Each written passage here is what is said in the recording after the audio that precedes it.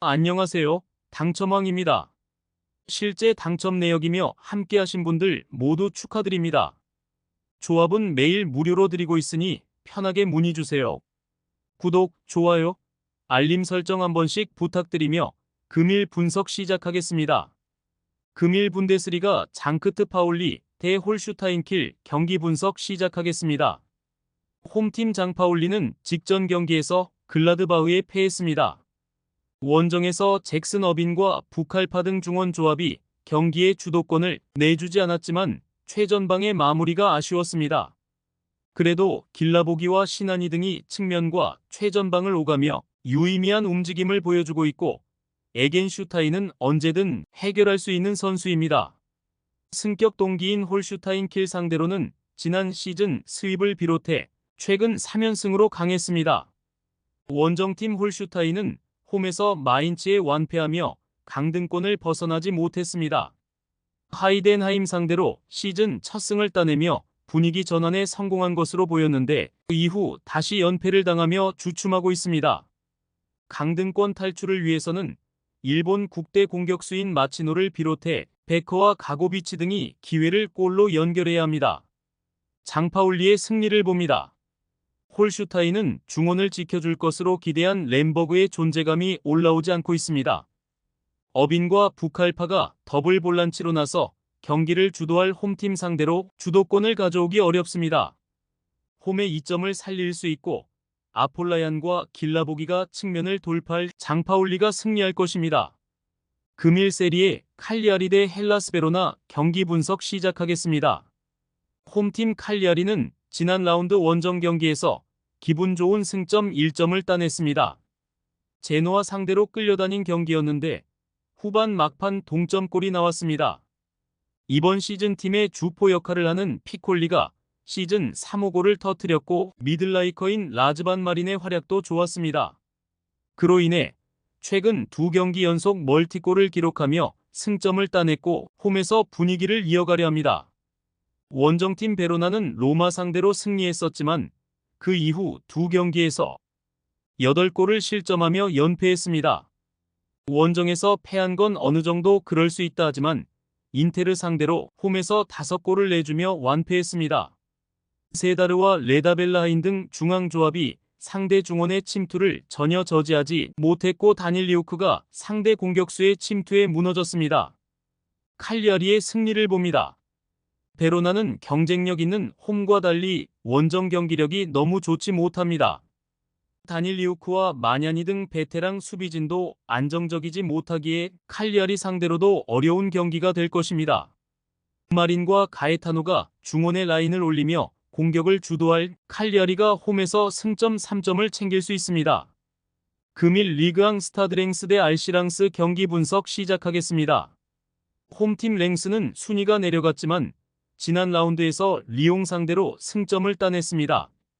나카무라, 케이토와 이토 주냐 등 일본 국대 윙어 듀오와 함께 나선 최전방 공격수 디아키테가 중요한 골을 터뜨리며 팀의 승점 획득을 견인했습니다. 다소 부진한 시기도 있었지만 르아브르 원정 승리에 이어 리옹전에서도 승점을 따내며 본격적인 순위 경쟁을 예고 중입니다. 원정팀 랑스는 최근 흐름이 좋지 못합니다. 시즌 개막 이후 8라운드까지 무패를 기록하며 선두권을 추격 중이었지만 릴에 패한 이후 4경기에서 3패를 당했습니다. 단소와 메디나, 말랑, 사르 등이 나서는 수비가 리그 최상급으로 평가받지만 토마손의 중원 존재감이 다소 떨어진 모습입니다. 그래도 풀기니와 소토카, 은졸라 등 최전방에서 시너지를 낼 수 있는 공격 조합이 있습니다. 무승부를 봅니다. 연패를 피하기 위해 랑스가 잘하는 수비 위주로 경기에 나설 것이기에 쉽게 상대에게 분위기를 주지 않을 것입니다. 엘 아이나위와 디우프 등 수비 보호에 강점이 있는 중앙 미드필더들이 상대의 침투를 안정적으로 저지할 랑스가 원하는 승점 1점을 따낼 것입니다. 금일 프리미어리그 브라이턴 대 사우스햄턴 경기 분석 시작하겠습니다. 홈팀 브라이튼은 홈의 강자인 난적 본머스를 원정에서 제압했습니다. 중앙 미드필더로 나선 발레바가 카드 2개를 받으며 퇴장당하는 악재가 있었지만 부상에서 돌아와 선발 출전한 페드로와 풀타임을 소화한 미토마의 골이 승부를 갈랐습니다. 그로 인해 순위를 5위까지 끌어올렸고 이제 2위 진입을 노리고 있습니다. 퍼거슨과 엔시소, 아딩그라 등 지난 시즌 잘해준 선수들이 벤치에서 나올 정도로 선수단 전력에 강점이 있기에 3연승에 도전하는 경기입니다. 원정팀 사셈은 리그 선두인 리버풀 상대로 2골을 뽑아냈지만 승점 추가에는 실패했습니다. 리버풀 상대로도 승점 추가를 위해 라인을 내리지 않는 공격적인 운영을 했는데 원하는 결과를 내지 못했기에 이 경기에서 승리를 노려야 합니다. 원정이지만 소극적인 운영보다는 다운스와 랄라나, 아리보 등이 중원의 라인을 올리며 공격적으로 임할 것입니다. 브라이튼의 승리를 봅니다. 발레바가 빠지는 점은 아쉽지만 아야리가 존재감을 보일 수 있고 얀폴 헤케의 수비 존재감은 엄청납니다. 원정 수비력이 떨어지는 사셈 상대로 미토마와 월백, 주앙 페드로가 스리톱으로 나서 기회를 만들 수 있고 루터와 위버가 뒤를 지원할 브라이튼이 승리할 것입니다. 금일 프리메라리가 마요르카 대 발렌시아 경기 분석 시작하겠습니다. 홈팀 마요르카는 최근 흐름이 좋았던 라스팔마스를 원정에서 제압했습니다. 로드리게스와 나바로의 연속골로 앞서간 경기에서 동점을 허용했고 최전방 공격수인 무리키의 퇴장이 나왔는데 인저리 타임에 모히카가 결승골을 터뜨렸습니다. 탄탄한 수비를 중심으로 상대 공세를 저지하며 역습으로 결과를 내는 팀이라는 이미지가 강한데 찬스에서 마무리가 좋았습니다.